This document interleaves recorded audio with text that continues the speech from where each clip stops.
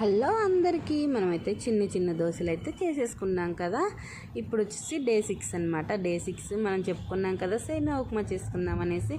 మీకు అందరికీ పొడి పొడిగా అవ్వట్లేదు అక్క అని చెప్పారు కదా. చాలా పొడి పొడిగా అవుతుంది చూడండి, మెత్తగా అయితే అస్సలు అవ్వదు. నేను చూపించినట్టు చేసుకోండి సరేనా.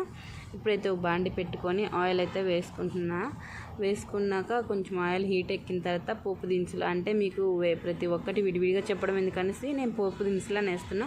కొంచెం మినపప్పు ఎక్కువ వేసుకోండి, చాలా బాగుంటుందన్నమాట. దాంతో వేసుకొని తింటుంటే సేమియా ఉప్మాలో వేసేసుకున్న తర్వాత కరివేపాకు, మిర్చి, తర్వాత ఆనియన్ కట్ చేసుకొని బాగా ఫ్రై అవ్వాలన్నమాట. ఫ్రై అయితే అది కరకరలాడుతూ చాలా బాగుంటుంది.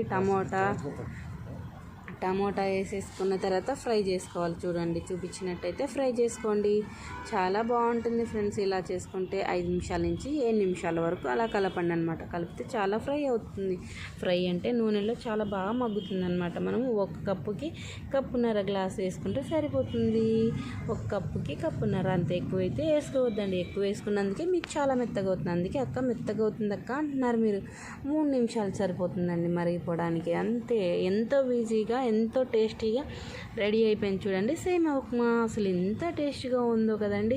ప్లీజ్ అండి, నేను చూపించిన మెథడ్లో మాత్రం ట్రై చేయండి. మీకు చాలా పొడి పొడిగలాడుతూ అసలు నోట్లో పెట్టుకుంటేనే కరిగిపోతున్నట్లుగా అంత బాగుంటుందంటే అంత బాగుంటుంది. పిల్లలు కూడా మళ్ళీ చేయమని అని అడిగేలాగా ఉంటుందన్నమాట.